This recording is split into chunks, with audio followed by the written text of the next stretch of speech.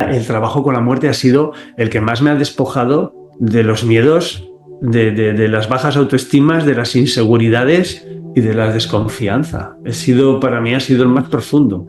Que nuestra próxima vida tenga un nivel conciencial más elevado que esta, porque el momento de morir, ese estado intermedio, ese bardo, no es otro que lo que se te va a proponer es subir un peldaño más o no.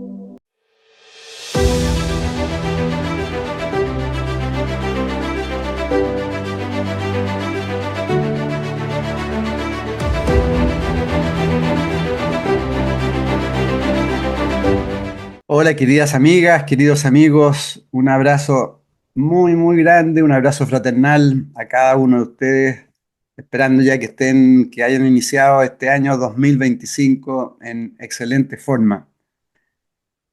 Hoy vamos a conversar de un tema que a veces se le hace el quite, pero creo que con esta nueva humanidad que está ya ejerciendo esta nueva conciencia de cada uno de nosotros, es importante que profundicemos, que es el tema de cómo aprender a vivir a través de la muerte, ir comprendiendo el proceso de la muerte. Quizás deberíamos cambiarle el nombre, quizás deberíamos colocarle el tránsito, cómo ir comprendiendo ese tránsito de la vida a otros planos.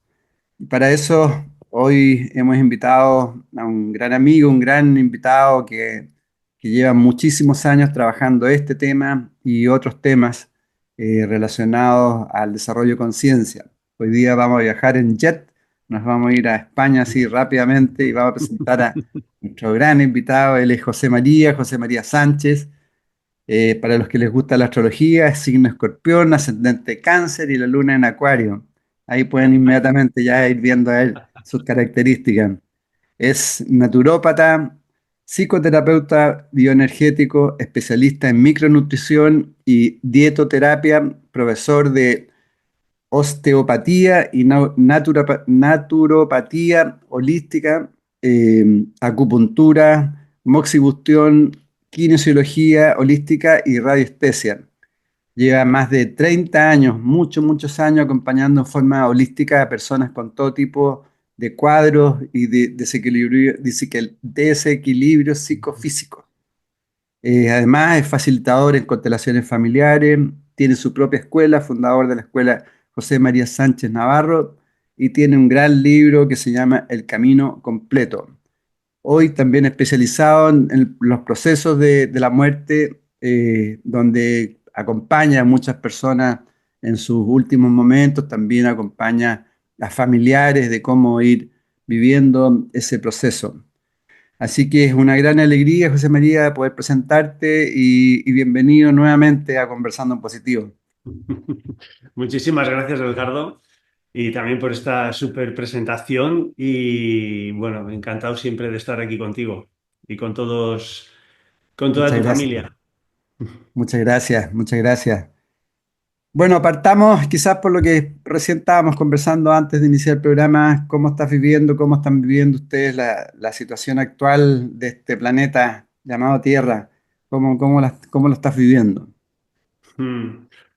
Bueno, yo pienso personalmente la vivo como un espacio de transición que llevamos ya iniciando desde 25 años concretamente, ahora, ¿no? A partir del 2000 se abrieron ya varias puertas definitivamente, como bien has nombrado antes desde la astrología, ¿no? Y se abrió a esa nueva era de Acuario que ya llevábamos unos años, pero que verdaderamente es cuando ya entramos en ese momento, en esa transición.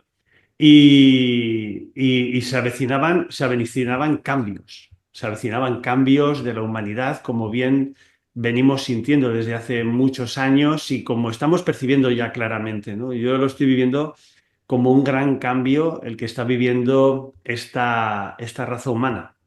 Yo a veces lo defino como que estamos transitando del ego al humano, ¿no? Creo que hasta ahora no habíamos tenido claridad, o por lo menos los 2.500 últimos años, 2.500, 3.000 últimos años de vida de esta existencia, no habíamos tenido claridad entre el ego y el humano. ¿no? Entonces ahora la vida a todos nos está proponiendo el gran cambio que es soltar el espacio del ego e ir hacia lo humano. Indudablemente esto va a tener una catarsis, no va a suceder de la noche a la mañana, esto va a llevar unos cientos de años más que se pueda dar y por lo tanto, como bien comentábamos, sí, entre bambalinas, ¿no? Que se diría antes, pues estamos observando cómo todo un sistema gubernamental y político pues está cambiando drásticamente en todo el planeta, ¿no? O por lo menos en parte de él, y luego se irá extendiendo, porque indudablemente son patrones y formas de vida que no nos llevan, no nos acompañan, ¿no? A esa transición del ego al humano. Así que yo lo estoy viviendo como un gran cambio, una gran aventura. Esto no quiere decir que ese gran cambio y esa gran aventura no nos traiga movimientos, catarsis y nos ponga a veces entre la espada y la pared a nivel interno, ¿no? Para dar ese salto que todos tenemos que dar, ¿no? Entonces, bueno, ¿Cierto? desde ahí lo estoy observando y viviendo. Y José María, tú que trabajas como terapeuta tanto tiempo, ¿cómo estás viendo? Quizás esta podría ser la primera, no sé si recomendación, pero para las personas, ¿qué se le puede decir a tantas personas hoy día en este proceso? ¿Cómo se están abriendo los ojos? ¿Está despertando más gente? ¿Cómo uno puede ir adecuándose a estos cambios tan intensos, tan profundos? Ujú. Pues hay que ir haciendo unos cambios significativos en nuestros modos de vida, en nuestra forma de vida, ¿no?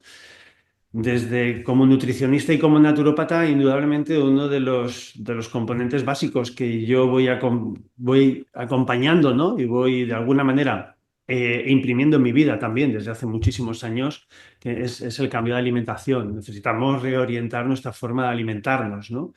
Yo aquí no es que sea un dogmático de no comas animales, no, vuélvete vegetariano, vegano, no, porque eso es un sentir profundo, pero sí que creo que deberíamos bajar el consumo de proteína animal bastante en nuestro día a día. Yo siempre digo que con una o dos veces a la semana es más que suficiente comer proteína animal. Con esto bajaría drásticamente el consumo, la violencia contra el mundo animal, pero sobre todo es porque se sabe desde hace muchísimos años y se está experimentando que todo el consumo de otro sacrificio, de otro ser viviente en este planeta, nos baja la densidad, nos baja la vibración. Eso es Mm. algo que tenemos que ir haciendo. Desapegarnos, ¿no? De consumos de alcohol, de tabaco, de, de también otro tipo de alimentos, fast food, comida ya preparada. Esto es lo primero que creo que hay que empezar a transitar poco a poco, porque esto no se puede hacer de la noche a la mañana. Si yo vengo de una alimentación pues totalmente condicionada por lo que he aprendido a través de los medios y lo que me han enseñado, ¿no? Porque no tenía otra información, esto va a costar, no va a ser de la noche a la mañana. Si a mí me gusta mucho según qué alimento, pues me va a costar, ¿no? Luego, por otro lado, lo que yo aconsejo, pues indudablemente es comenzar a tomar contacto con la naturaleza, empezar a aprender a respirar. Y esto parece obvio, ¿verdad? Pero no es así. La respiración es algo muy importante para equilibrar nuestro cuerpo energético, nuestro cuerpo pránico. Y el prana es súper importante para mantener una vibración alta. Muchas veces consideramos que toda la energía la tomamos del alimento, pero esto no es así. La energía vital la tomamos del prana, del mundo pránico que nos rodea, y para eso tenemos que tener una coherencia y un conocimiento de lo que es la respiración. Entonces, propongo muchísimo todo lo que es estudiar el mundo del pranayama, del mundo yogi, que nos ha dejado un montón de herramientas para investigar y entrar ahí, ¿no? Hoy en día se sabe que a través de ciertas respiraciones, como la respiración de fuego llevada de determinada manera, activa nuestro DMT, ¿no? Ese neurotransmisor que solo se activa en el nacimiento o en la muerte, ¿no? Y entonces podemos a través de una respiración activar todos esos campos de conciencia, ¿no? Y luego integrarnos un poquito más en la naturaleza, pues ir a andar un poquito más descalzos, pasar más espacios con los árboles, con el reino mineral, ¿no? Empezar a tomar ese contacto con todo aquello que hasta ahora teníamos presente en nuestra vida, pero que no hemos tomado contacto, que nos hemos alejado de ello, ¿no? Entonces, por lo Mm. menos alimentación, respiración y volver otra vez a andar descalzos. esas duchitas cuando se pueda, poquito a poco de agua fría, ir un poco entrando en contacto con esa parte para hacer que este cuerpo físico suba su vibración y su energía. Eso es muy necesario porque de lo contrario, el cambio que viene y el cambio que viene y el cambio que se nos propone cada día, ¿eh? O sea, porque el cambio es algo que no lo podemos controlar. El cambio de la vida viene y viene hoy, viene por la mañana, viene por la tarde o viene mañana. Si yo tengo alineado todo eso, tengo más capacidad de adaptarme al cambio. Si no, voy a entrar en un proceso catártico sin duda. O sea, el cambio que se habla tanto es principalmente un cambio de frecuencia, ¿no? Claro, total, total, total, total. El cambio de frecuencia es precisamente el que nos lleva a hacer contacto con otras dimensiones, ¿no? Mm. Cuando hablamos de cuarta, quinta dimensión, todo esto, eh, realmente lo que estamos hablando es de un campo de frecuencia, desde donde nos estamos moviendo.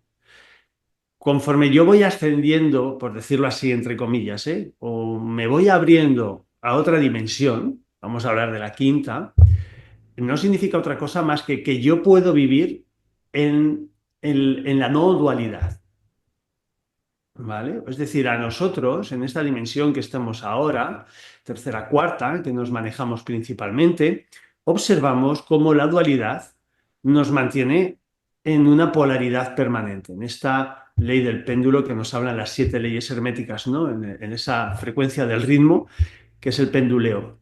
Cuando yo consigo salir de esa, no de esa dualidad, cuando verdaderamente me manejo en el mundo no dual, ahí estoy ascendiendo de dimensión. Claro, para eso, indudablemente, yo he subido la vibración para mantener una atención en los pensamientos. La fisiología de la mente es pensar. Esto es desde que nacemos. Ya hace un momentito, ¿verdad? Hemos estado con Antara, que tiene 5 meses y medio, y él piensa, él está permanentemente en una actitud de pensamiento. Su mente está pensando todo el rato, no para de pensar. Otra cosa distinta es que él sea consciente de esos pensamientos, que tenga razón y lógica en lo que piensa, ¿no? Pero cuando nosotros nos vamos haciendo mayores, que ya pasamos a partir de la edad de los 7 años, e incluso luego después de los 12, nos encontramos con una fisiología de la mente que no termina nunca de pensar. Entonces, cuando yo estoy metido en ese flujo de pensamientos permanentes sin ningún tipo de dirección, yo ahí estoy bajando permanentemente mi vibración, lo que se diría en el budismo, estoy viviendo en una frecuencia samsárica, en la rueda del samsara. Entonces, claro, indudablemente cuando hablamos de poder ascender a esas dimensiones, esa vibración, estamos hablando de eso, ¿no? De empezar a manejar esa naturaleza de la mente, que es pensar, aunque ahora conscientemente la dirijo, ¿no? Y eso está muy relacionado también con la increíble cantidad tú de desarrollo de ciencias del bienestar, por ponerle un nombre así, de todas las técnicas que has profundizado. Bueno, la naturopatía como eje central, pero tienen la fitoterapia, la kinesiología, las flores de Bach, nutrición celular, etcétera.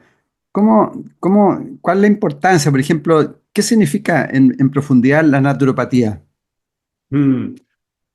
La naturopatía es una filosofía de medicina que surge desde el principio de la era del ser humano. Es decir, cuando los seres humanos empiezan a tratarse ya con plantas, empieza ya a surgir la naturopatía. Pero el ser humano también de una forma intuitiva se trata con alimentación, ¿no? Con alimentos que en ese momento la tierra da. Pero también el ser humano está muy conectado a la tierra. El ser humano anda descalzo. El ser humano convive con la naturaleza, respeta las leyes de la naturaleza, sabe lo que es respirar, sabe qué es lo que es mirar al sol, sabe qué es trabajar los campos energéticos en la noche, en el descanso. No, quizás a lo mejor en el primer inicio de todo, pero luego progresivamente por intuición, ¿no? Yo cuando estudié fitoterapia hace muchos años y estudiando libros antiguos, hablaban de los indios nativos americanos, los norteamericanos, principalmente los Cheyenne, ¿vale? Y hablaban principalmente de que los chamanes de la tribu, cuando alguien perdía la salud, lo que hacían era entrar en trance con esa persona para observar si había perdido el cielo o la tierra, si había perdido el contacto con el cielo o con la tierra. Y entonces, a través de ese baile, esa danza y esa canalización, sabían la planta que tenían que dar para que esa persona conectara de nuevo con esa parte del cielo de la tierra que había sido o se había separado, ¿no? Entonces, muchas de las tradiciones nos hablan cómo la salud se recupera principalmente con estas leyes de la naturaleza. Alimentación, respiración, contacto, baños, hidroterapia, la fitoterapia, que luego todo esto ha ido evolucionando a día de hoy. Pero si nos fuéramos a una parte de hace 2500 años, conectaríamos con Hipócrates, el gran padre de la medicina universal. Hipócrates era el primero en tratar, por ejemplo, con alimentación, pero también trataba mucho con aceite de oliva. A las personas reumáticas las tumbaban en una cama y las embadurnaban todo el cuerpo con aceite de oliva y le hacían envolturas, ¿no? El aceite de oliva rico en ácido oleico, ¿no? Para todo ese proceso de inflamación, ¿no? Luego, tiempo después, vinieron muchos más que se dieron cuenta que era importante saber qué agua bebíamos, ¿no? Qué tipo de agua bebemos, la calidad del agua y cómo la bebemos. Entonces, claro, cuando vamos a ver qué es la naturopatía no es solo una forma de tomar una planta Mm. o un oligoelemento o una vitamina o una alimentación, sino que la naturopatía te habla de cómo ordenar todos tus procesos. Hipócrates, cuando le pedían consulta, decían, iba la persona a pedirle consulta, le pedía hora para que lo tratara y le decía, solo te puedo tratar si eres capaz de dejar aquello que te enferma. ¿No?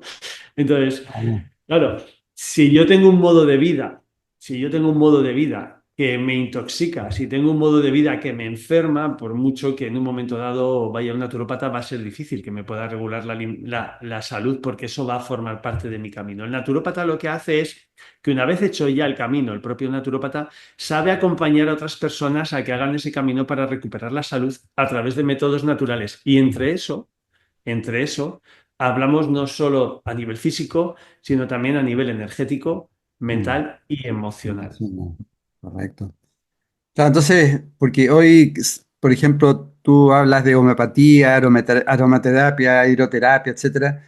Uno tiene que verlo tal como tú planteas a nivel más integral. No es que tú vas a ir a alguien que te va a ver a través del ojo y con eso te va a solucionar completamente la vida, ¿no? Claro. Yo cuando viene una persona a consulta es que hago un estudio pues a través de la iridología, pero también veo su cara, veo su rostro, ¿no? Me dice cómo están sus órganos, puedo ver su lengua, puedo ver todo, pero sobre todo es cuando estoy hablando con la persona, estoy Vale. observando cuál es su temperamento con el que ha venido a esta experiencia, porque lo que se denomina personalidad lo crea o lo une el temperamento y el carácter. El temperamento es lo que traemos de serie y el carácter es lo que aprendemos aquí y eso forja una persona, una personalidad, ¿no? Una persona aquí en la Tierra. El temperamento hay que observar cuál es. Es decir, si yo soy una persona que viene con un temperamento colérico y he venido a sanar ese proceso colérico, a esa persona tienes que acompañarle en que haga consciente que es una persona colérica y poco a poco cómo puede ir trascendiendo ese proceso colérico, porque si no siempre le va a dar desequilibrios, pues dolores de cabeza que son muy habituales en los coléricos, procesos también respiratorios o, por ejemplo, procesos de hígado o de vesícula biliar. Esto lo Mm. tenía muy claro Hipócrates, ¿no? Si veía una persona que tenía toxemia de hígado, le decía, bueno, ¿cómo te llevas con tu vecino? ¿No? O ¿cómo te llevas con tu mujer? ¿O cómo te llevas con tus hijos? Porque si no puedes trascender eso, el desequilibrio va a persistir. Podrás tomar una planta y te aliviará. O podrás tomar agua, indudablemente todo lo que hagas te irá aliviando. Pero el proceso de origen va a seguir desencadenando. Es decir, que el proceso de cambio que hablamos recién, que dijimos que era un proceso también que tiene que ver con la frecuencia vibratoria, tiene que también ir complementado con un trabajo en uno mismo, ¿no? Con una autoobservación y empezar a observarse físicamente, mentalmente, emocionalmente, es decir, empezar a ocultarse integralmente, ¿no? Totalmente. Mira, antes comentabas un montón de cosas que he ido estudiando a lo largo de todos estos años y es precisamente porque me he encontrado cada vez que el campo de acompañamiento se requería muchísimo más. Mm. Y no solo saber de nutrición o especializarme en su momento en dietoterapia y micronutrición como hice, sino que me tenía que sumergir en todo lo que era la contemplación del mundo psíquico y emocional, ¿no? De la persona. Y entonces, eh, qué duda cabe que cada vez más, mi acompañamiento viene desde ahí. O sea, la persona viene con un desequilibrio, patología autoinmune, a veces viene con cáncer, otras veces vienen con dolores de cabeza, dependerá, ¿no? Pero es hacer ver cada vez más que está desencadenando eso a nivel mental, emocional, que es lo que te lo está creando permanentemente. Todos sabemos que todos tenemos algún pequeño clic, algún, no clic, sino que todos tenemos algún pequeño desequilibrio que nos acompaña toda la vida. A veces es pequeño y a veces es grande. Dependerá. A veces hay una patología autoinmune que nos lleva y otras veces puede ser pues, un proceso alérgico asmático como me acompañó a mí durante muchos años de mi vida, ¿no? Esos desequilibrios permanentemente te están hablando de algo. Te están diciendo, esto aquí no está bien afinado, esto aquí hay un desequilibrio. Hay veces que es fácil verlo y otras veces que no. Otras veces que viene de procesos de esta vida o procesos de vidas anteriores también, ¿no? De linaje kármico, que podríamos decir. Entonces, es muy habitual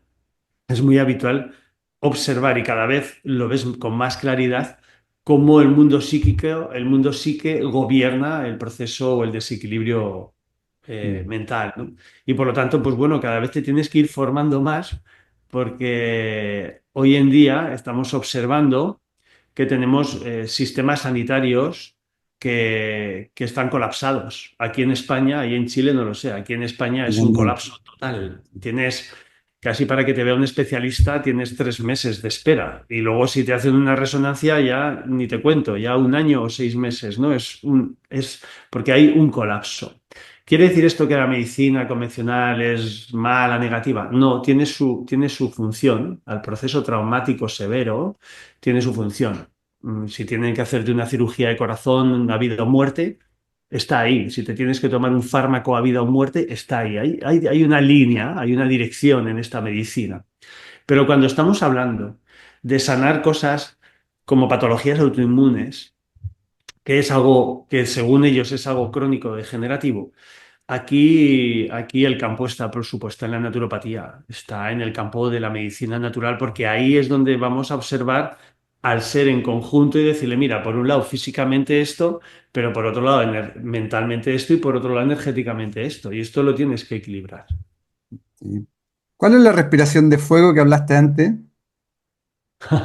La respiración de fuego es una respiración, en yoga se denomina Kapalabhati, ¿vale? En yoga se denomina Kapalabhati y es una respiración que se hace solo por la nariz y haces fuerza en la expiración y no tomas, la inspiración se hace sola. Es un, ¿no? Es Ah, un golpe seco con la zona abdominal, soltando el aire por la nariz, y luego la inspiración se hace sola porque el cuerpo la realiza sola. Y entonces es darle una frecuencia ¿y va por los dos orificios de la nariz? por los dos, por los dos orificios. Mm. Entonces, esta respiración la puedes hacer más lenta, puedes aumentar, puedes hacerla más lenta. O haces unas series y luego haces unos kumbhakas que se llaman, pero si quieres hacer una respiración, por ejemplo, para activar un poco el DMT de tu cuerpo, este neurotransmisor, sería como hacer 20 segundos lenta y luego hacer 20 segundos rápida y luego hacer como unos 10 segundos de respiraciones lentas. ¿Vale? Esta sería una respiración completa por la nariz. Perfecto. Como integrando, y luego vuelves a repetir el proceso, 20 corta, 20 rápida, y luego otras cosas. Así, y cuando haces, claro, para activar la DMT tendrías que estar así, esto se requiere de práctica y de tiempo, tendrías que estar así 11 minutos, ¿vale? Es decir, 20 lentas, 20 rápidas, 10 de respiración para recuperar, 20 lentas, 20 rápidas, 10 así. Y esto se mantendría durante unos 11 minutos. Perfecto. Mm. Sí, Gracias. sí. ¿Por Nada. qué, por qué tú planteas en la web todo, por ejemplo, el tema de la muerte? La muerte tú lo planteas como un referente de autoconocimiento. Eh, ¿qué significa eso? Ujú. Pues mira, la palabra muerte, como tú bien describías al principio, que es un tránsito, ¿vale? Y podríamos cambiarle el nombre porque realmente nada muere, pero si dejamos el nombre de muerte, tanto en el latín antiguo como en el budismo tibetano, la palabra muerte significa cambio, ¿no? Por decirlo, vendría a significar cambio. Y en el budismo significaría estado intermedio, ¿no? Entre lo que se denomina luego bardos también. Entonces, cuando hablamos, si habláramos del bien original que todos tenemos y no nos salvamos, es el miedo a morir. ¿Mm? Mm, Y a veces, ante esta afirmación, diríamos o me dirían, no, yo no tengo miedo a morir, no tengo ningún miedo a morir. Aunque tengo miedo a dejar a mi familia sola, o tengo miedo al dolor en la enfermedad, o tengo miedo a enterarme o que sea traumática. En fin, cualquier tipo, por norma general, es un miedo a morir. Y digo esto porque realmente no hemos perdido el miedo a morir hasta que hacemos en cada segundo de nuestra vida lo que sentimos. Cuando yo tengo un puesto de trabajo que no me satisface y no tengo a lo mejor la valentía o tengo miedo a cambiar, eso es un miedo a morir. Cuando me queda un poco de dinero en el banco y tengo que hacer o quiero hacer una inversión, pero me da miedo gastarlo porque me quedo sin nada, pero sé que esa inversión me puede traer otra cosa, eso es un miedo a morir. Digo cosas así como muy sencillitas en el día a día. Cuando mantengo una relación de pareja que está agotada y tengo miedo de salir de ahí, es un miedo a morir. Así sucesivamente, ¿no? O también en un momento dado, algo más elevado, pues sería, pues mira, me apetece irme a vivir a otro lado del planeta, porque me apetece experimentar otra cosa y no lo hago, ¿no? También hay un miedo a morir, ¿no? En ese sentido. Siempre hay momentos en la vida en que nos limitan el miedo a fracasar, el miedo a perderlo todo. Y ese es un razonamiento de apego dependiente. Y la vida mal vivida es un apego dependiente, ¿vale? La vida, cuando no sabemos vivirla adecuadamente, es un apego dependiente. Entonces, cuando yo puedo hacer las cosas y vivirlas sin miedo, significa que en mi vida ya me he situado en la confianza. Si yo quiero quitar miedo de mi vida, lo que tengo que poner es confianza. O sea, ¿qué es? Podríamos decir, ¿cuál es el antídoto del miedo? La confianza. A veces hablamos también del amor, sí, pero el amor a veces es más difícil llegar. Pero el paso antes de ahí, ¿qué es? La confianza. Y la confianza no la podemos tener hasta que nosotros hemos explorado el estado o el espacio que más miedo nos puede dar en un momento dado, que es el de morir. O el de transitar o el de cambiar, como queramos, ¿no? Entonces yo le doy una especial atención a eso porque para mí, como bien has dicho antes, Edgardo, mi sol está en Escorpio. No podía ser de otra manera. Investigo lo oscuro, investigo lo que no. Detective. Exacto. Investigamos ahí en todo lo que a lo mejor, pues, otros signos no es su cometido. Nosotros tenemos esa facilidad para entrar. Entonces, desde hace muchos años, yo he tenido especial miedo a morir durante mucha parte de mi adolescencia y primeros años hasta los 30 de edad adulta. No sabía por qué ni por qué sabía gestarse miedo. Ni siquiera sabía que tenía miedo a morir. O sea, es que esto también, ¿no? Pero yo, como he dicho antes, mantenía un asma muy potente durante mi vida y el asma que involucra potentemente a los pulmones cuando están en desequilibrio es un miedo a morir, entre otras cosas, pero un miedo Mm, original es miedo a morir. Entonces, claro, eso me hizo investigar mucho y me hizo meterme en una de las líneas más experimentadas de la muerte y de los tránsitos de la muerte, que es el budismo tibetano. Estudiando 5 años con Lama Yinpa en el templo budista de Dansan Kanyu en Huesca, aquí en España, la parte de Aragón, Pirineo Aragonés. Y, y ahí pues profundizamos en retiros de meditación y silencio durante 10 días, pues meditación y silencio en la atención y luego pues en el trabajo y en los procesos de la muerte, ¿no? Entonces, ahí fue mi iniciación, aunque luego fueron de profundización, pero iniciación en todo este espacio, ¿no? De lo que es morir. Y luego, pues con hombres y mujeres medicina, por España, veces en México también, donde hacíamos trabajos ya con plantas sagradas, como es nuestra amada ya espirituosa ayahuasca, ¿no? Por ejemplo, donde me metía en estados profundos de ir a buscar todos los tránsitos, ¿no? Para soltar. Sobre todo yo, principalmente, no era para acompañar, sino para sanar personalmente todo ese miedo y ese pánico que me daba desaparecer en un momento dado, ¿no? Por mi identificación con este ego y el cuerpo físico. Entonces, ahí, ¿no? Seguí investigando y fíjate que esto, te estoy hablando, Edgardo, que empecé pues hace como unos 16, 17 años atrás, ¿no? Y se me había propuesto muchas veces, desde muchas ópticas, desde alumnos, que sacara una formación y no la he sacado hasta hace bien poquito por este hecho, porque tenía que tener bien integrado ese viaje. Y para mí ha sido un antes y un después en mi vida. O sea, para mí, si algo he podido decir, aparte de todas las técnicas psicoterápicas que aplico, que también las he profundizado yo como alumno, pues sería el trabajo con la muerte ha sido el que más me ha despojado de los miedos, de las bajas autoestimas, de las inseguridades y de la desconfianza. Para mí ha sido el más profundo. Y desde ahí, claro, indudablemente, pues he creado, ¿no? Y estoy creando ese espacio donde se pueda investigar profundamente eso, profundamente. No solo para acompañar a otros, ¿eh? O sea, que esto va a venir solo, porque Claro, cuando tú lo claro. haces, va a venir solo. Es para el tuyo. O sea, es que nuestra próxima vida tenga un nivel conciencial más elevado que esta, porque el momento de morir, ese estado intermedio, ese bardo, no es otro que lo que se te va a proponer es subir un peldaño más o no. ¿Sí? Mm. Cuando tú hablas de, José María, cuando hablas de confianza, eh, para llegar a la confianza, ¿qué tiene que ver? ¿Es como comprender el sentido de la vida? ¿Algo más profundo? ¿De ahí proviene la confianza? Mm. Sí, sí, sí, porque cuando hablamos de confianza hablamos de un aspecto muy profundo de la confianza. En el antiguo cristianismo, en el cristianismo antiguo, podríamos utilizar la palabra fe, ¿vale?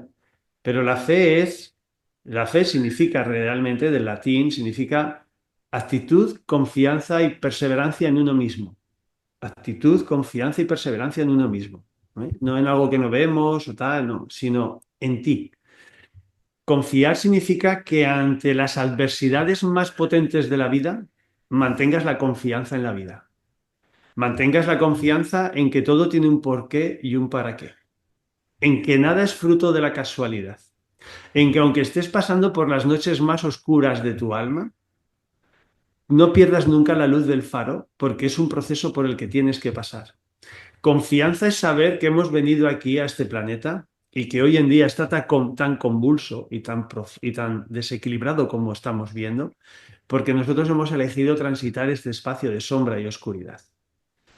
Confiar significa que cuando muere un hijo tuyo, tengas la capacidad de poder transitar ese espacio con confianza, viviendo todos los aspectos catárticos que eso te pueda traer, pero con una confianza de que no somos este cuerpo físico.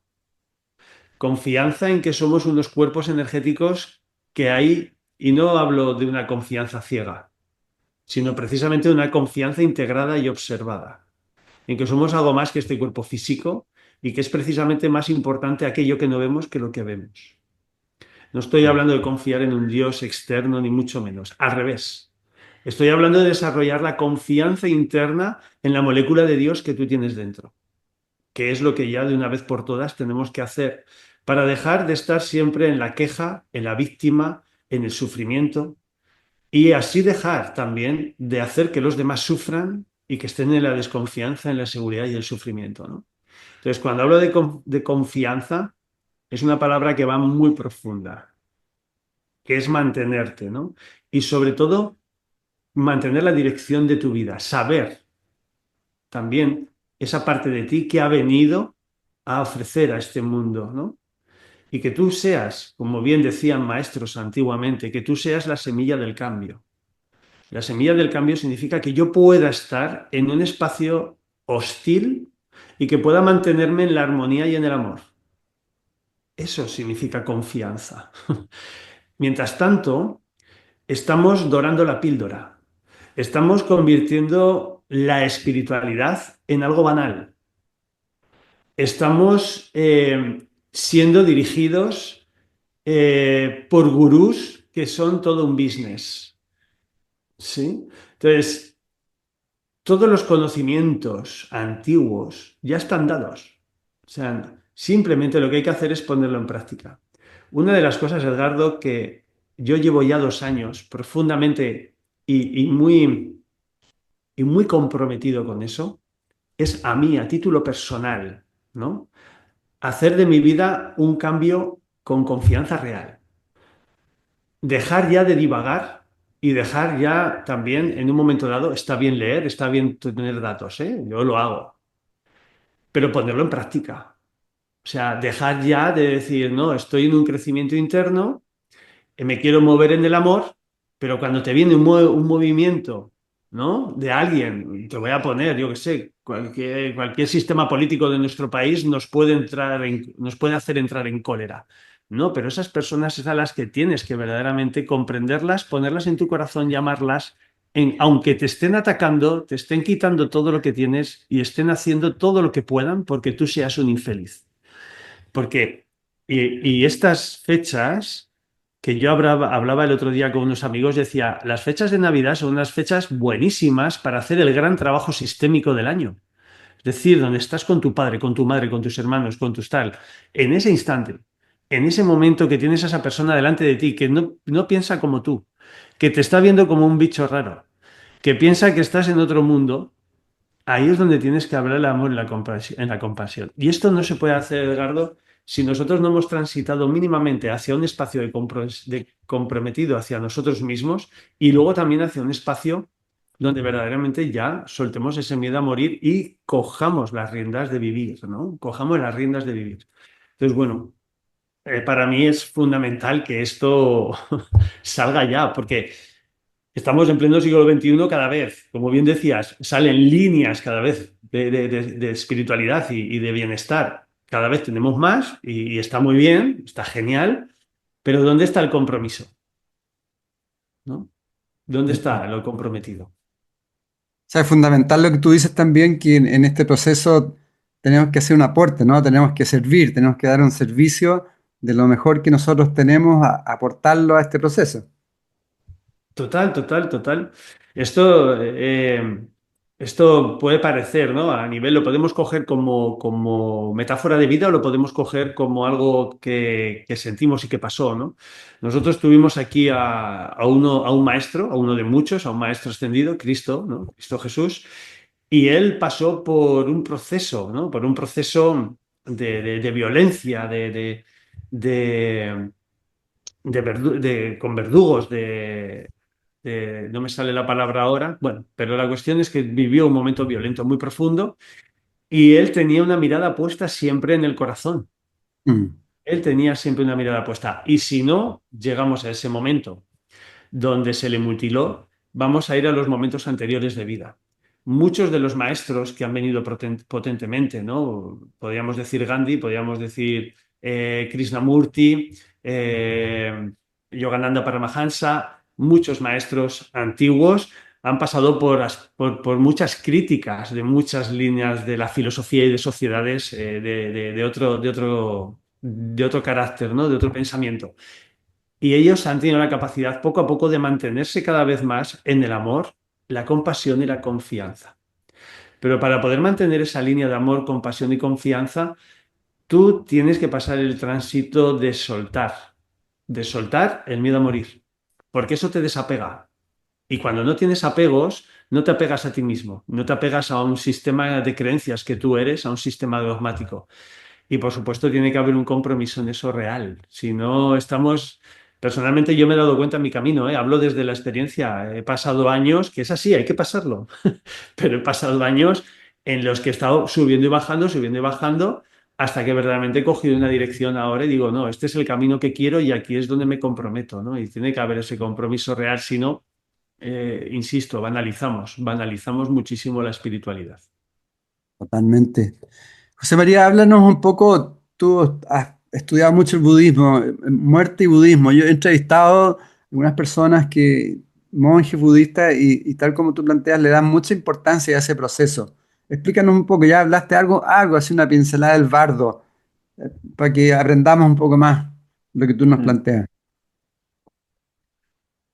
Hay dos momentos muy potentes, dos bardos muy potentes. Bardo significa estado intermedio. Bardo significa estado intermedio. Perdona, disculpa que te interrumpa, o sea, cuando uno pasa un tránsito, ya se va de este cuerpo físico, ingresa a un bardo, ¿no? Exactamente, exactamente. Bardos, hay bardos en vida y bardos de muerte, ¿vale? Ya. Nosotros, por ejemplo, como el nacimiento, del nacimiento, cuando estás en el útero materno a cuando estás afuera, eso es un bardo. Es decir, te ha habido un momento de estar dentro del útero a estar fuera y ese espacio intermedio se le llama bardo. Luego tienes bardos de infancia, cuando eres bebé hasta los 3 años. Así, en fin, luego tenemos bardos en infancia, bardo adolescencia, bardo adulto, es decir, y luego cada día tienen bardos, ¿no? Son estados intermedios. Ahora nos hemos levantado de la cama, han pasado unas horas, desde que me he levantado de la cama hasta ahora, eso es un bardo, es un espacio intermedio. Entonces, eso están en vida. Pero luego, los que se hablan de muy potentemente son los bardos de la muerte, que son tres bardos, principalmente los que se pasan desde que dejas ya, desde tu última expiración, ¿vale? Sita y bardo, chica y bardo, hay varios bardos que se hablan ahí, pero son tres potentes. Desde el budismo tibetano, y yo uso una de las líneas que más de alguna manera pongo encima de la mesa, ¿eh? Podríamos hablar del cristianismo antiguo, que nos habla también, desde el Evangelio de Valentino, se nos habla mucho, que es un evangelio muy desconocido, el Evangelio Valentino, que tiene un libro luego referente, se llama Pistis Sofía, por ejemplo, que hablan de las transiciones de la muerte, ¿no? Y el Pistis Sofía, aparte, también son las enseñanzas que deja Cristo a los apóstoles y a los esenios en su reencarnación, no en vida, sino cuando muere, perdón, cuando muere y resucita, cuando muere y resucita. No cuando reencarna, sino cuando resucita. Y entonces deja toda esta información. Y luego también tenemos como grandes investigadores de la muerte también a los egipcios. Y está el libro egipcio de los muertos, que también nos habla Mm. muy profundamente de todo esto.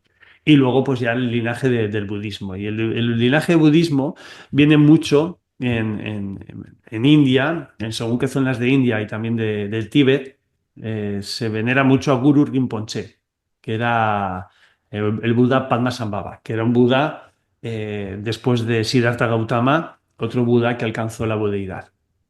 Y este monje, hasta que alcanzó la budeidad, meditaba mucho en cuevas en el Tíbet. Y unos 1000 años después de su muerte se encontraron escritos suyos, que todavía están presentes, que eran todos los estudios que él había hecho sobre los bardos, sobre las transiciones de la muerte. Y hay un libro que se llama el Libro Tibetano de los Muertos, aunque yo recomiendo uno que no se localiza ya mucho, pero sí que está en audiolibro, que es el Bardo Todol de Padmasambhava. Bardo Todol de Padmasambhava, que este es el que un poco más genuino con esos escritos y las transcripciones.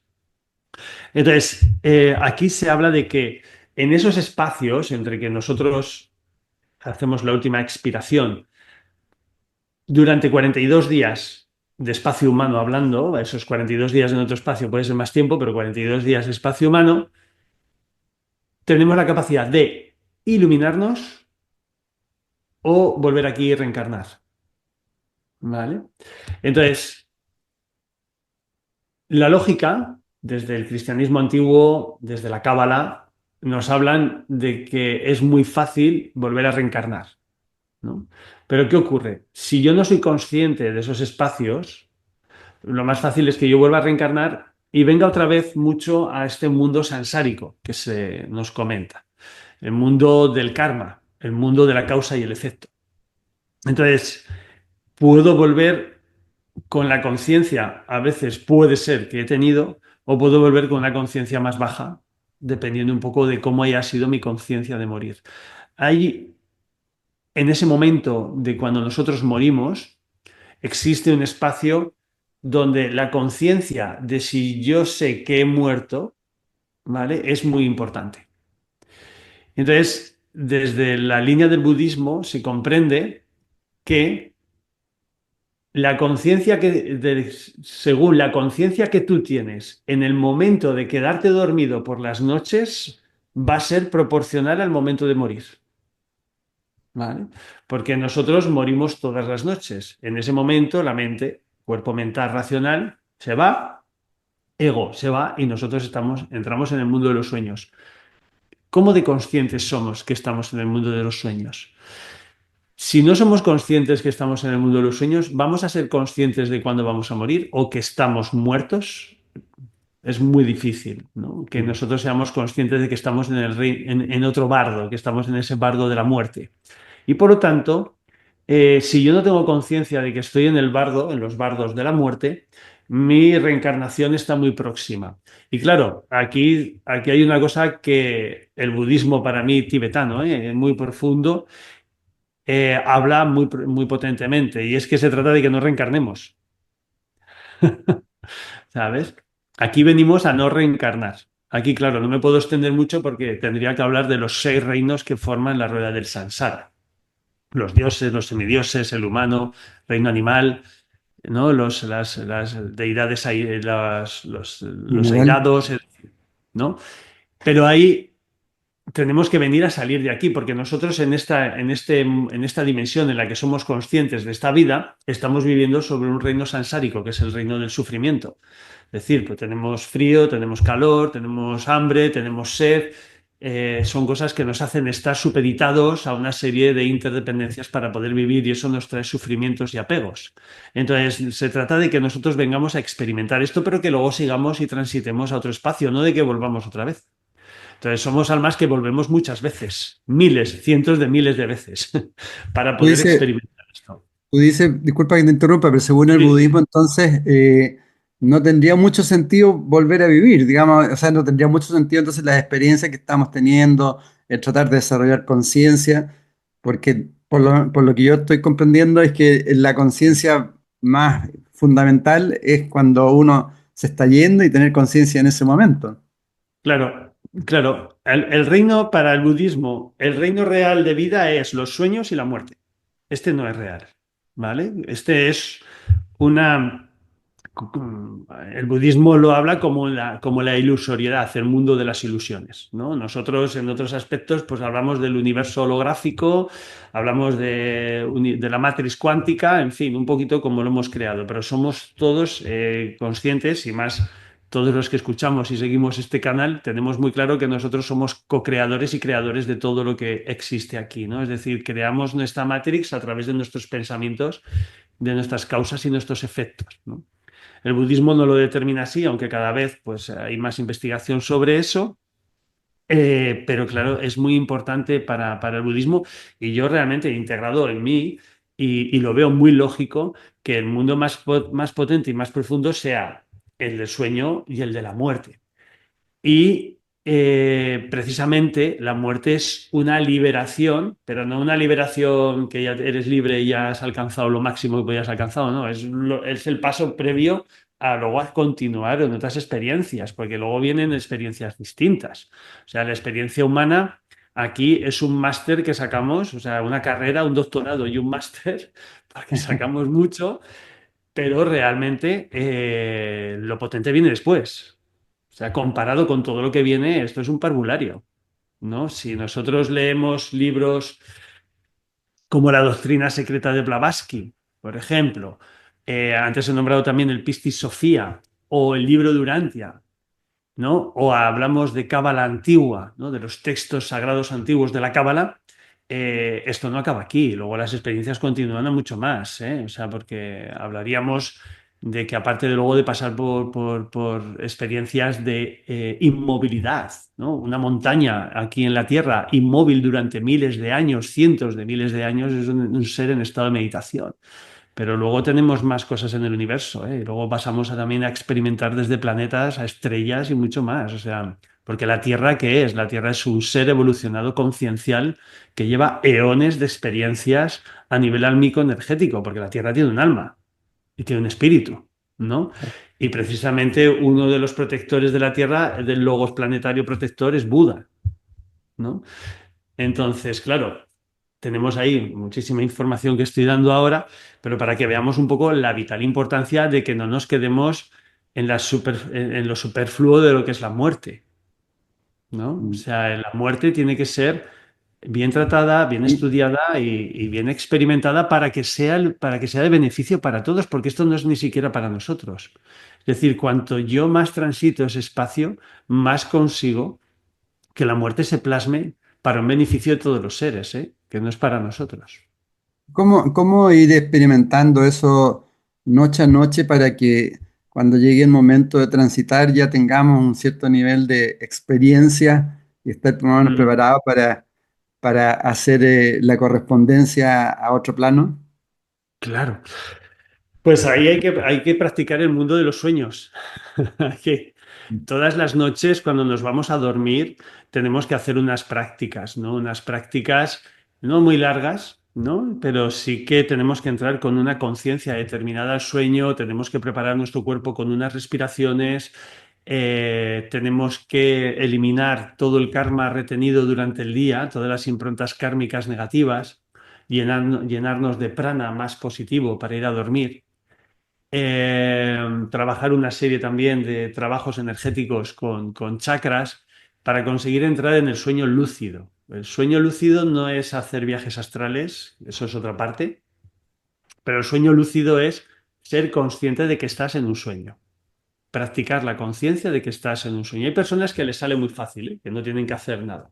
Para mí han sido años de... Yo soy, en este planeta estamos los que somos más meditadores y los que son más ensoñadores, ¿no? Entonces, yo siempre se me ha dado mejor la meditación que la ensoñación, ¿no? Pero practicándolo y durante años, al final se consigue ir teniendo sueños lúcidos, saber que estás en el sueño. Porque en el momento de morir va a ser esa práctica. En el momento de morir no todo el mundo se entera que ha muerto. Esto es algo importante que no se describe, ¿vale? Pero no todo el mundo se entera que ha muerto, porque al final estás como en otro espacio que te puede parecer un sueño, pero no sabes exactamente que estás en ese plano dimensional, ese estado intermedio. Y por lo tanto, practicar el sueño lúcido en la noche es bastante importante. Una de las cosas que yo siempre digo es para entrar en sueños lúcidos, tienes que ser muy consciente durante el día. Esto es ir practicándolo poco a poco, indudablemente. Tienes que ir siendo cada vez más consciente de que no te atrape la dualidad. Si te atrapa de la dualidad, si tú entras en la dualidad, entras en el karma. El karma va a generar causa y efecto. Entonces, en tus sueños, la mente, hay tres tipos de sueños.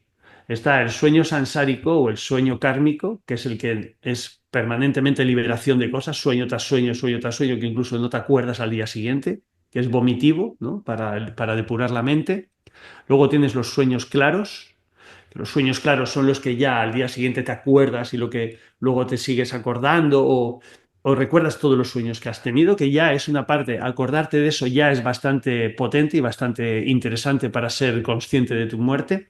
O luego ya están los sueños de la luz clara, que es la soñación consciente, que es saber que estás en el sueño, ¿no? Entonces, para poder tener sueños lúcidos, lo más importante durante el día es intentar evitar caer en la dualidad, en lo que me gusta, en lo que no me gusta, en el apego o la aversión, ¿no? En la emoción positiva o emoción negativa. No, no hay ni emoción positiva ni negativa, hay emoción. Si tú te enganchas, algo seguramente es negativa, porque la que es positiva la dejas pasar. Entonces, observa y suelta, suelta, suelta, porque así estás saliendo de la dualidad del karma y tu fase de sueño va a ser sin karma y va a ser más clara, ¿no? Ahí Mm. es un poco dato que puedo decir, entre otras cosas, porque hay muchos ejercicios que hay que ir practicando. Eh, He escuchado otro ejercicio que es como ir imaginando el proceso de muerte o de tránsito Ujú, a través de la imaginación. Entonces, como sintiendo que lo estás viviendo. Y ujú. eso ir repitiéndolo en el tiempo. Entonces, con eso ir acostumbrándose cuando llegue ya el momento concreto. ¿Puede ser? Mm. Sí, sí, sí, sí, es una práctica. Todo lo que nosotros hacemos a través de visualizaciones está creando un campo ya en el subconsciente. Entonces es más fácil. Y de hecho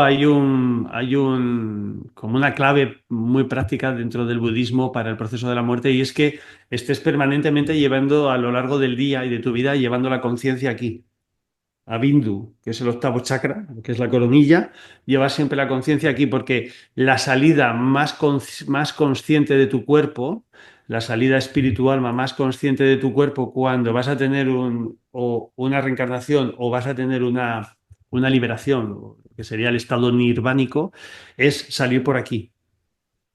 Cuando mueres tienes que salir por aquí. Entonces hay una serie de ejercicios para llevar siempre la conciencia aquí.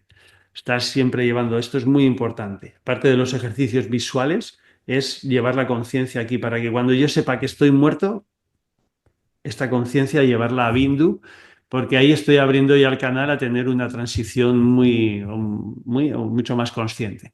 Mm. Entiendo que eso en un proceso de acompañamiento, eso se visualiza, ¿no? Se ve Claro, algo, digamos, sí, sí. Porque le sí, da sí, sí, mucha sí. importancia en las entrevistas que he hecho con personas budistas, le dan mucha importancia a lo que tú estás planteando, a esa salida en el momento del tránsito. Claro, porque la salida por Bindu, nosotros si tenemos una muerte muy poco consciente, podemos salir por los pies, por las pantorrillas, muslos, pero sobre todo por los pies. Cuando tienes una muerte muy visceral, emocional, suele salir por el abdomen. Cuando tienes una muerte más amorosa, más conciencial, suele salir por el corazón. Y si tienes una muerte muy consciente, más elevada, para una reencarnación más evolutiva o ya para alcanzar tu liberación, pues ahí es Bindu. Entonces, este es el camino, este es el chakra que conecta con el Anrit, que se llama, que es el néctar sagrado. Es con el néctar sagrado que nosotros conectamos con el mundo práctico de Visuddhi. Estos dos chakras están conectados, ¿no? Visuddhi, que es el mundo pránico, y Bindu, ¿no? Y aquí desciende un Anrit que está permanentemente nutriendo nuestros cuerpos energéticos y como vemos aquí por esta línea, pues también la pineal, ¿no? La pineal y entonces tenemos la capacidad. Cuando nosotros tenemos muy equilibrado Bindu y tenemos mucha conciencia de Bindu y de Vishuddhi, que es este quinto chakra, lo que estamos abriendo es un estado alterado de conciencia, sin tomar nada. Es decir, ahí cuando ya empiezas a desarrollar mucho esto, es cuando puedes empezar a desarrollar mucho más pues, la intuición, la canalización, eh, o incluso también la telepatía, por ejemplo, y demás, ¿no? Entonces, para el budismo es muy importante para el budismo y para nosotros y para mí en este sentido y para muchas filosofías, he dicho antes cristiana, egipcia también, Mm. es muy importante que el tránsito de la muerte sea consciente, pero muy importante. Y no tengamos siempre, para mí, hablar de la muerte no significa ponerle un drama, pero tampoco quitarle muchas veces, con todo esto que muchas veces observamos, que me vienen a coger, que me visitan, que tal, que me ayudan, que me acompañan. Vamos a poner en práctica lo que estamos viviendo aquí en vida. ¿Cómo te acompaña, vamos a poner Dios o los ángeles en esta vida? ¿Cómo nos acompañan, Edgardo? Es decir, ¿viene un ángel y un Dios y lo vemos y nos ayuda? ¿No? Es decir, Dios, un ángel, por poner una simbología para personas que tienen esta simbología, no vienen a ayudarte. Tú haces una petición, haces un decreto, haces algo. Pero realmente no hay una energía simbólica externa que te va a ayudar en ese momento, sino que es tu propio yo soy, tu propia conciencia, de la confianza, del amor y de la compasión que tienes dentro, la que evoca y la que hace que puedas crear eso que requieres en ese instante como ayuda y que indudablemente energías externas puede haber, pero son energías vibracionales que no se te van a presentar. Se te presentan en forma de ángel cuando mueres, porque tu sistema de creencias es así. Pero si a un hindú se le va a presentar Krishna y a un budista se le va a presentar Buda. Es decir, pero eso es una imagen proyectiva de tu psique en el momento de morir. Entonces, realmente, un maestro jamás va a hacer el trabajo por ti. Nunca. Y si hay un maestro que hace un trabajo por ti, no, aléjate. Los maestros te enseñan el camino, pero el camino lo haces tú. Y aquí en vida, los auténticos maestros nos han dado el camino y entonces lo tenemos que hacer nosotros. Cuando nosotros muramos, no va a venir alguien a hacernos nuestro camino. Esto no existe. Esta es una creencia que se tiene que hay que desmitificar, porque entonces estamos haciendo un flaco favor a ese momento de transición que es tan potente que es la muerte. Porque ahí no lo vamos a estar, en el momento de morir vamos a estar solos. Solos es solos. No va a haber sonido, no va a haber color, no va a haber luz.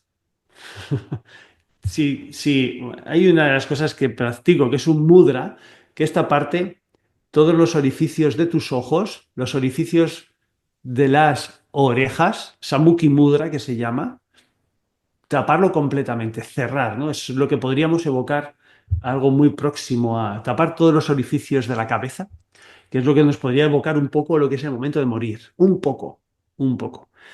Entonces, a pesar de que luego puede haber algo después, me parece perfecto si hay algo después, pero los primeros instantes no. Los ¿Y qué primeros pasa? instantes. Claro. ¿Qué pasa en la experiencia cercana a la muerte, donde hay tantos testimonios de personas que dicen que se han encontrado con ángeles o con familiares y después que le han dicho que no, no es el momento y vuelven? ¿Qué pasa con Mm. esos testimonios? ¿Son todos, tal como tú dices, son imágenes nomás que están en en nuestra propia mente que uno está visualizando? Para mí, las experiencias cercanas a la muerte hay que cogerlas un poco con cuidado. Sí. Aunque se está viendo de que haya un encefalograma plano en la persona, o sea, que hay cerebro cero en ese momento de muerte y que la persona haya dejado de latir su corazón, ¿vale?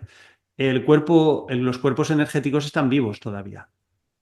El ego se compone de más de 42 capas energéticas y el cuerpo apego se compone de más de 62 capas energéticas. Es decir, cuando tú mueres, esos 42 días que he dicho antes de transición que hay, es que se están deshaciendo las 42 capas del ego y las 62 capas del apego.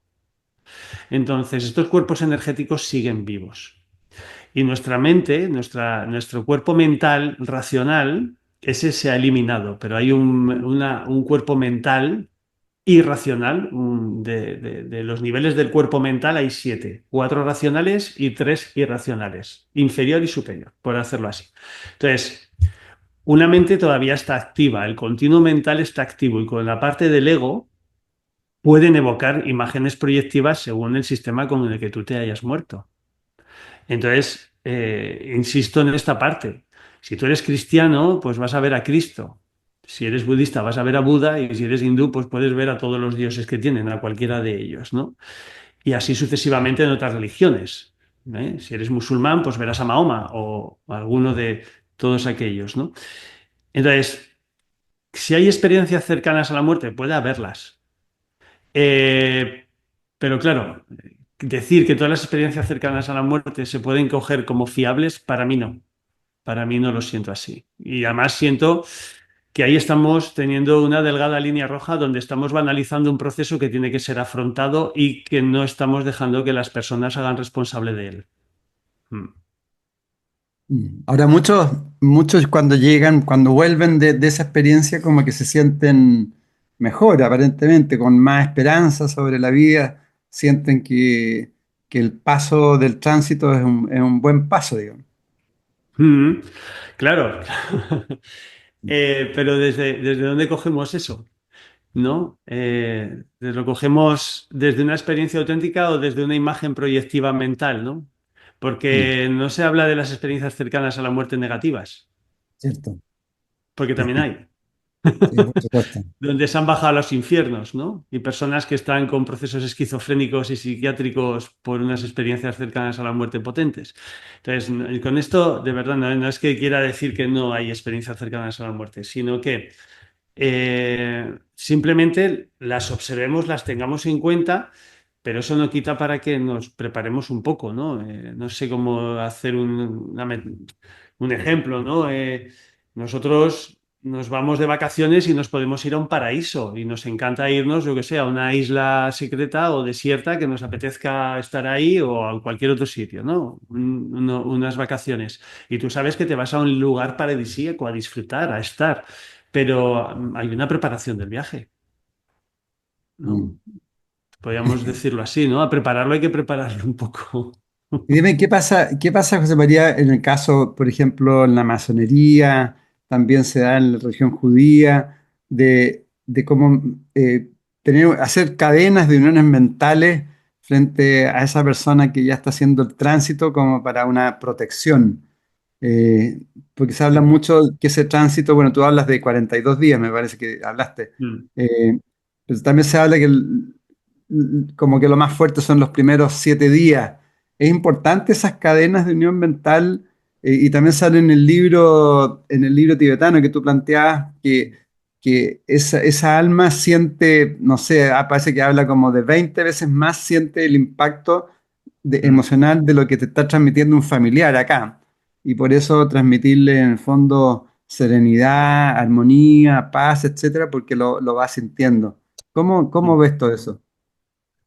Pues mira, ahí totalmente de acuerdo porque precisamente el espacio intermedio, cuando ya en los últimos días de vida, cuando la persona está muriendo, que a lo mejor está en sedación, eh, o está en su casa muriendo, en ese momento tiene que haber un cuidado sepulcral en todo lo que se hace. Cualquier tipo de drama, cualquier tipo de catarsis interna con esa persona que se está marchando lo va a retener más aquí. Le va a dificultar su tránsito, le va a dificultar que suelte esos cuerpos de apego que antes hemos nombrado, que son muy normales, ¿eh? Y aunque seas un maestro muy trabajado, el apego a la vida existe, ¿no? El apego a la vida existe y es un proceso a vivir. Entonces, para poder facilitar el tránsito a esa persona, tiene que haber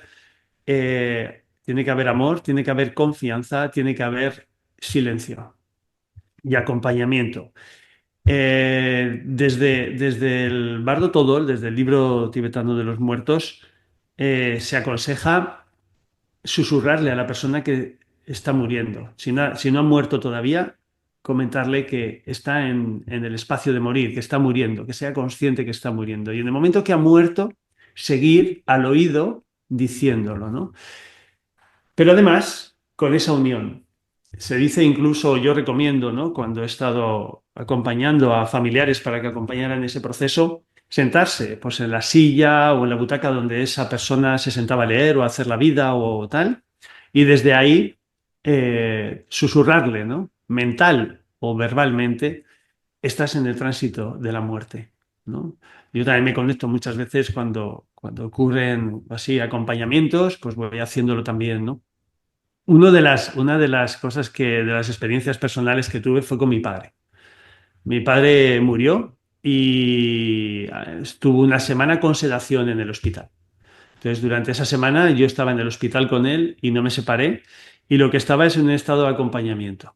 Estaba, aparte de con mantras y demás, pues sobre todo acompañándolo en el momento y recordándole que estaba en ese momento de morir. Y luego durante 42 días después, igualmente, ¿no? En mi casa, pues tenía un altarcito para él y cuando estaba a lo largo del día, pues durante media hora conectaba para ir haciéndole llegar la información de que estaba en el momento del tránsito.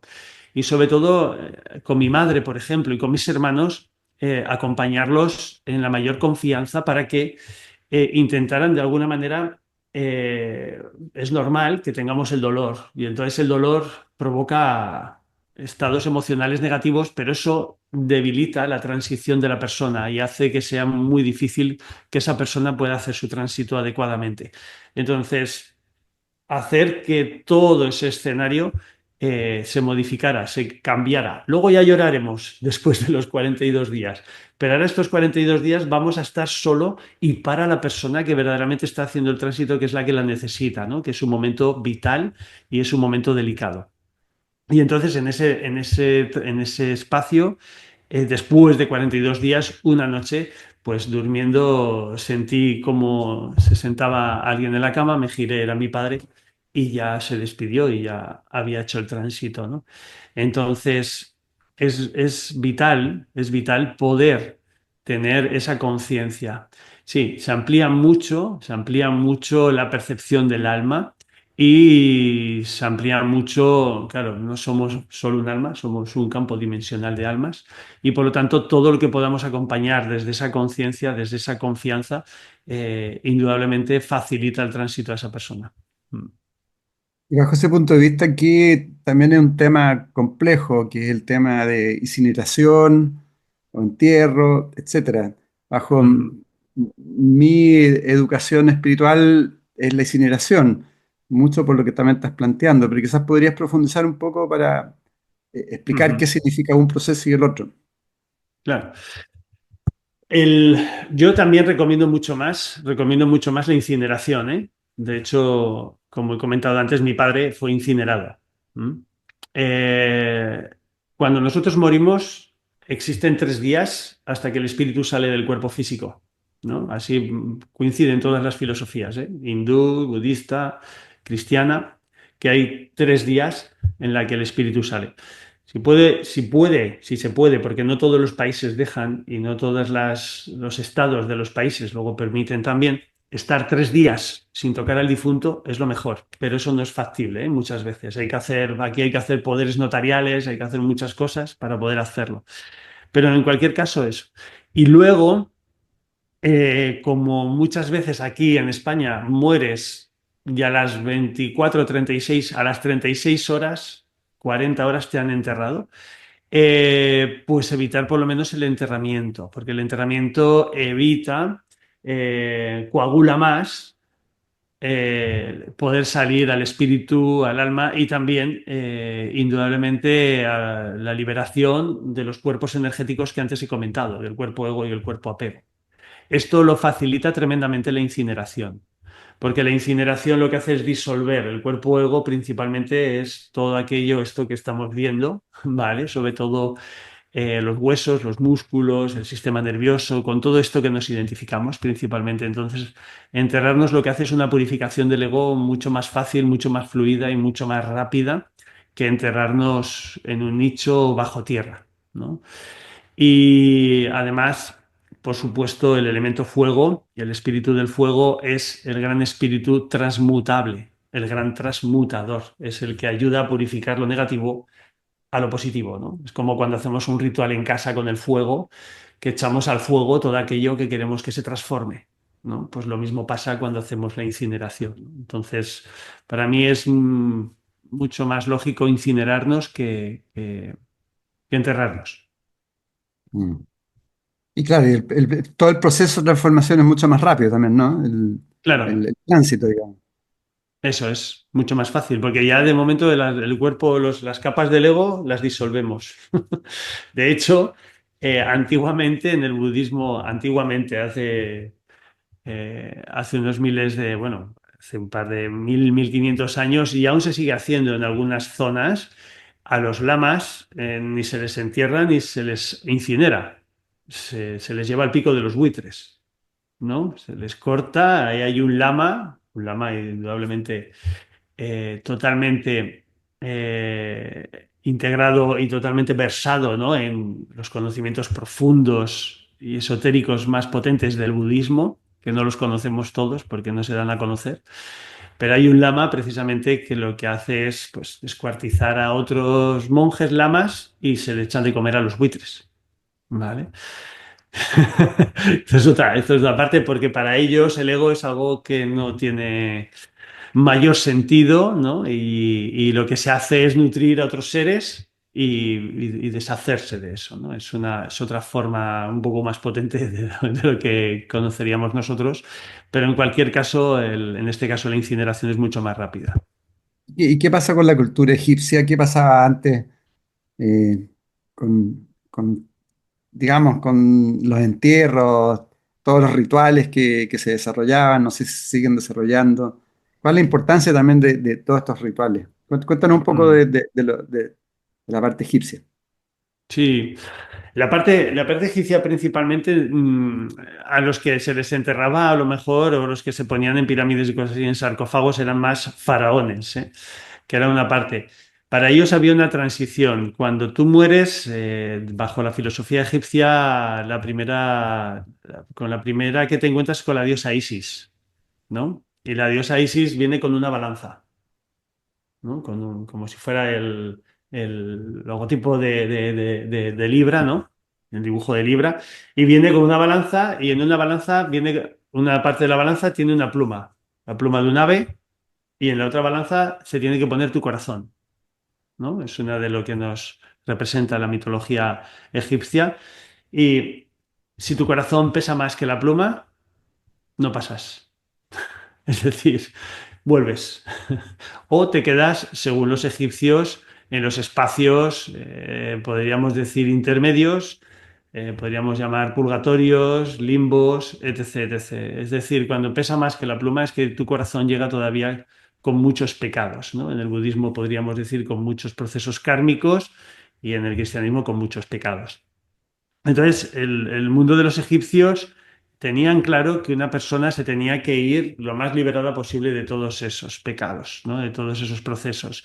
Y había una serie de rituales para limpiar todos esos procesos, porque en el libro egipcio nos hablan principalmente de cómo ellos sabían que la experiencia humana era precisamente una experiencia y que cuando tú transitabas al otro espacio no te tenías que llevar las culpas y los desequilibrios vividos en esta, porque al final es una experiencia, ¿no? Entonces había ciertos rituales, hemos oído algunos, porque muchas veces sabíamos de cómo se metían pues o comidas o tesoros dentro de los, pero esto, insisto, eran más de los faraones, los entierros convencionales eran más rituales que lo que se hacían eran hacer trabajos de purificación. A trabajos de purificación conforme la persona iba entrando en muerte. Trabajos de purificación que eran pues ir limpiando los cuerpos energéticos, ir cerrando y armonizando los chakras, por ejemplo, cuando se está muriendo, ir armonizando los chakras de la persona, ir cerrando las brechas que se van haciendo en los campos áuricos y sobre todo acompañar a esa persona, que los egipcios lo hacían, pues igual que hemos hablado con los budistas, los egipcios lo hacían de forma que relativizaban las experiencias vividas aquí. Porque muchas veces venimos aquí y hemos causado un dolor, hemos tenido un enfrentamiento con alguien y nos los vamos a llevar a ese espacio y va a salir. En el momento de morir nos va a salir con quién hemos hecho algo negativo, con quién hemos discutido, con qué hijo no me he llevado bien, etc. Con ese proceso de culpa, ¿no?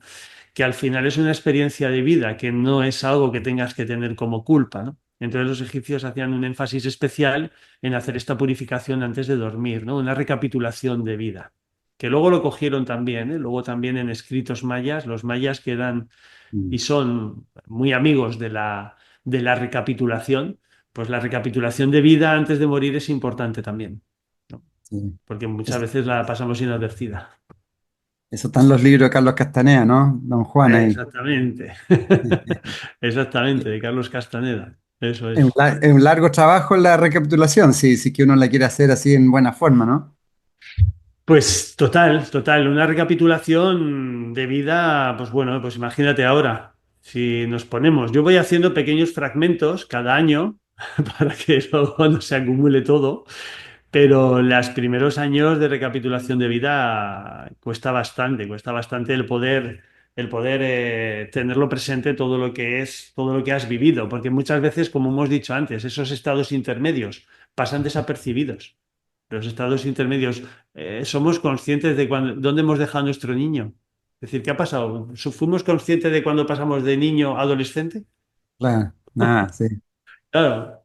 Entonces, esas recapitulaciones a veces cuestan, pero cuando las vas haciendo va entrando información que te va ayudando mucho, ¿no? A ese campo. Y, Los y- egipcios iban y- mucho por esa línea. y empezar a ver todas las relaciones que uno ha tenido con amigos, con personas que conociste en un momento dado y lo que te entregaron. Eso es. Increíble todo lo que va apareciendo, ¿no? Uf, pues imagínate, imagínate si y vas trayendo personas que prácticamente habían caído en el olvido, y sin embargo luego las recuerdas, oye, ¿qué habrá sido de esta persona que compartí estos años de mi vida? Este amigo de infancia, el amigo de cuando iba a primaria, ¿qué pasó, Y, no? y el sentido de ese trabajo, en el fondo, de lo que decía Carlos Castaneda, es para ir borrando la historia personal, ¿no? Para ir limpiándose y para poder quedar así como puro, se puede decir, entre comillas, ¿no? Claro, claro, siempre que hacemos recapitulaciones, esto es como cuando tienes una separación o cuando tienes relaciones de pareja, ¿no? Que si has tenido bueno, todos hemos tenido varias relaciones de pareja o casi todos, pues llega un momento en que la vida casi te pide, es una recapitulación. O sea, recapitula para ver todo lo que ha sucedido, todo lo vivido, porque ahí indudablemente tu inconsciente está drenando, está sacando información, ¿no? Y esto es importante. Ir al momento de morir de una forma tranquila y serena es vital. Es vital. Es vital para poder tener una muerte. Mi padre, por ejemplo, lo comparto muchas veces, no tuvo una muerte fácil. ¿no? Y fue muy enfadado a la muerte. No se quería marchar, no quería, tenía miedo. Y eso dificultó mucho. De hecho, estuvo sedado 7 días. Una sedación de una semana es mucho tiempo para una persona. En un hospital, habitualmente una sedación en un día, 2 días, 3 días máximo, ya has ¿Qué pasa? fallecido. Justamente quería preguntar en ese aspecto, ¿qué pasa con personas que están en coma mucho tiempo o sedado, tal como tú planteas? En qué estado uno está? ¿Hay un alma en ese momento o está como en un limbo? ¿Qué pasa ahí?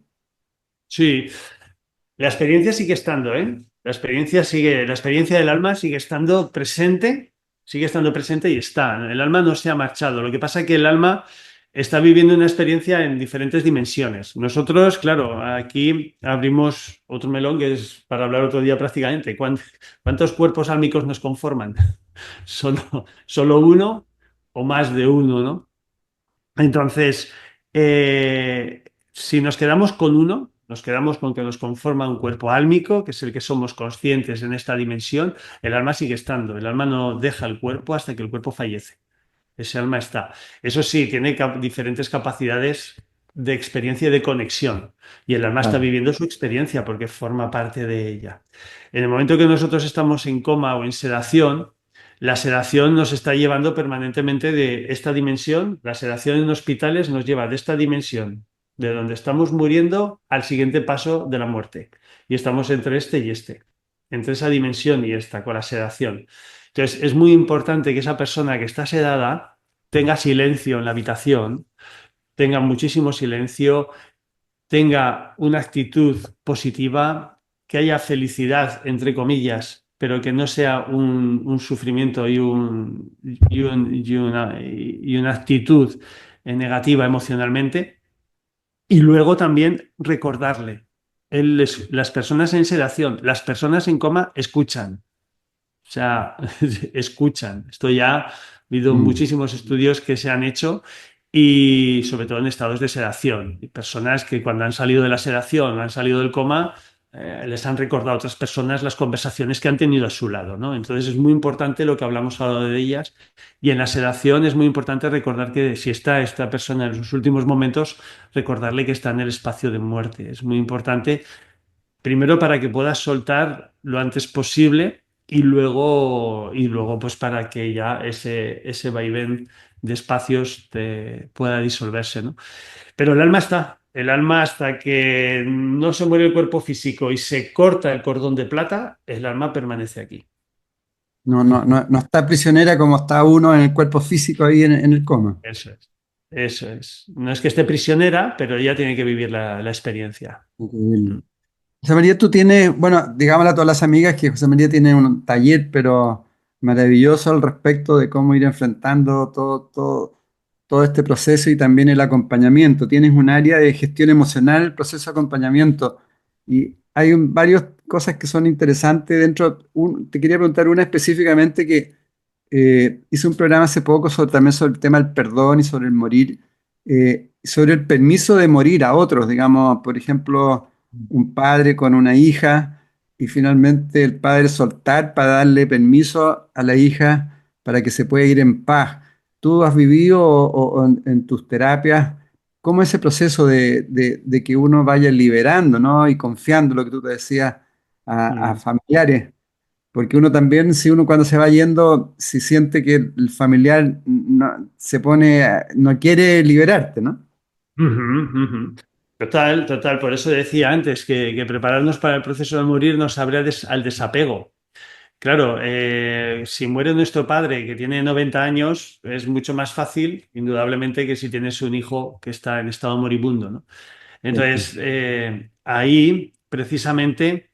el poder ir haciendo esa introspección interna con todo este proceso de morir nos hace ver y nos hace integrar, ¿vale? Que el proceso de morir es un proceso de ir desglosando diferentes capas, pero que es un proceso de tránsito, es un proceso de transmutar a otro espacio. Aunque no pensáramos que somos un alma y un cuerpo físico y no creamos en estas cosas, sabemos que la energía no muere, se transforma. Esto es algo que físicamente lo tenemos comprobado. Entonces, por lo menos abordar esa transformación nos ayuda muchísimo. Y por supuesto, dentro de esta formación hay un módulo del abordaje sistémico, el abordaje sistémico de la muerte. Y es este precisamente el que has comentado tú, que cuando hay un padre, una madre, un tío, una abuela, un sobrino, un hijo, haya un momento dado en que la persona pueda coger esa confianza, esa fuerza y por auténtico amor, Mm, ¿vale? Para que esa persona que está ahí pueda transitar y dejar ese sufrimiento, pues pues puede darle permiso para ir. Totalmente. Y esto es literal, se haría tal cual lo has dicho, ¿no? Tienes mi permiso para irte, ¿no? mm. Que es muy potente, ¿eh? Porque aquí hay mucho enganche, ¿eh? Incluso después de muertos, aquí luego hay mucho enganche. Sí, por eso justamente tú lo planteas los distintos puntos de acompañamiento y en la visión práctica también de la terapia. Hablas de los ancestros, la lealtad, la aceptación, el apego.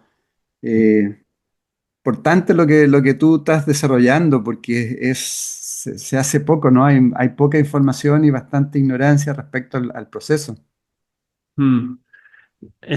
Como creo que he comentado, esta es una formación, no es una formación intelectual.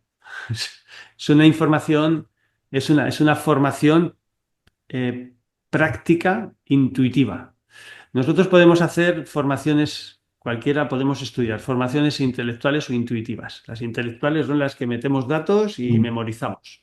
Aquí es una formación intuitiva, es una formación práctica porque así ha surgido. Yo me desperté a las 4 de la mañana una noche y escribí lo que fuera el temario de esta formación. O sea, fue así porque eh, hay formaciones que abordan el proceso de morir, pero cómo acompañar a otras personas. Esta formación es acompañar tu propia muerte.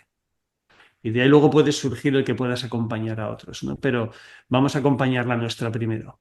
Vamos a ponernos nosotros y vamos a transitar todo eso, vamos a depurar nuestros miedos y de ahí, ¿no? Y por eso la formación tiene diferentes módulos por los que transitamos y por los que vamos observando y los que vamos experimentando y profundizando cada vez más, ¿no? Otra parte importante es, como digo, que le he introducido a última hora prácticamente, que no está en los temarios de la web ni nada, es el entrenamiento del sueño lúcido. O sea, va a ser una práctica de toda la formación, ¿no? Y luego también cómo hacer nuestras últimas voluntades. Nosotros vamos a tener que hacer nuestros papeles oficiales en cada zona donde vivamos para hacer nuestros trámites de las voluntades anticipadas, cómo queremos morir, ¿no? Ahora existen, ¿no? Ahora se van utilizando cada vez más los planes de parto, ¿no? Preparar el parto. Bueno, pues vamos a preparar también la muerte. Vamos a ver cómo queremos morir, cómo se nos trata, si queremos sedación, si no queremos sedación, si cómo queremos, ¿no? Que se nos respete en el momento de morir, todo esto, ¿no? Y por lo tanto va a ser un trabajo introspectivo, permanente, ¿no? En ese proceso que digamos, en el taller hablas mucho y planteas la profundización de la meditación Lactong, ¿no? Mm, ¿Cuál es la importancia? Por qué esa meditación? Y en general yo mm. creo que el proceso de meditar, tú que eres un meditador, es importante siempre, ¿no? Siempre. Para mí es un camino de vida. Empecé hace ya muchísimos años, he perdido la cuenta. Sigue siendo un camino de vida. Medito estando de pie, medito estando aquí contigo, Edgardo, medito sentado. Y hay dos tipos de meditación que incluimos, que es la meditación Shine, que la meditación Shine es la meditación de la atención y la concentración. Y luego el Lactón es la visión profunda, la visión de ir desglosando el cuerpo y coger conciencia del cuerpo, pero luego deshacer el cuerpo. Es una meditación que nos evoca a la muerte, es una meditación de ir soltando la desilusión del yo. Es decir, una meditación que vamos, una vez que has recorrido el cuerpo, lo que vamos a hacer es prácticamente deshacerlo a nuestro alrededor, como si lo descuartizáramos y lo tiráramos ahí, ¿no? Viendo ahí todas las partes que nos conforman, pero que y son ilusorias, o por lo menos duran muy poco tiempo, ¿no? Entonces la meditación Lacton tiene ahí un potencial potente. Como un poquito la visualización también, ¿no? Claro, sí, sí, sí, es totalmente visual. La meditación, hay dos tipos de meditación, la que nos lleva la atención y la concentración, que nos dejamos estar y es la respiración o cualquier otro tipo de anclaje, y luego está la meditación, que hablamos con visualización, ¿no? Pero esta es una meditación visual que lleva profundidad, ¿eh? Aquí vamos a ver profundidad en nuestra muerte. Qué maravilla. Mm. Bueno, amigas, amigas, ya hay que tomar esto con bien, bien, ¿no? Importante, ahí está todo el proceso, digamos, la ley de correspondencia que aplica 100%, eh, Mm. la del Y Kybalión, ¿no? O sea, dependiendo es cómo arriba, uno, es abajo. claro, dependiendo cómo uno esté, cómo va a estar en el otro plano. Entonces, La ley de la correspondencia para mí sería una forma de sintetizarlo muy bien, Edgardo. Ha sido una sintetización muy buena la que acabas de hacer. O sea, lo que estamos viviendo aquí, lo que nos vamos a encontrar al otro lado, sí, ¿sabes? sí. Bueno, querido, bueno, nuevamente el curso de José María está en su sitio web. eh, y no sé si quieres decir algo más. Hemos hablado harto del mensaje final. Este programa se llama Conversando en Positivo respecto a todo lo que hemos conversado. Si quieres tu último Mm. mensaje o recomendación o lo que tú quieras. Sí, pues bueno, conversando en positivo es precisamente eso, ¿no? Cuanto más sonreímos, cuanto más aceptamos, cuanto más integramos la muerte, más vivo estás. Es Mm. que es literal, ¿no? Cuanto más puedes observar la muerte, más abrazas la vida y más la experimentas, más la saboreas, más, ¿no? Había un capitán romano que era Séneca, Sí, ¿no? pues, estoico, ¿no? Estoico. Y este capitán romano, antes de ser un político ético, ¿no?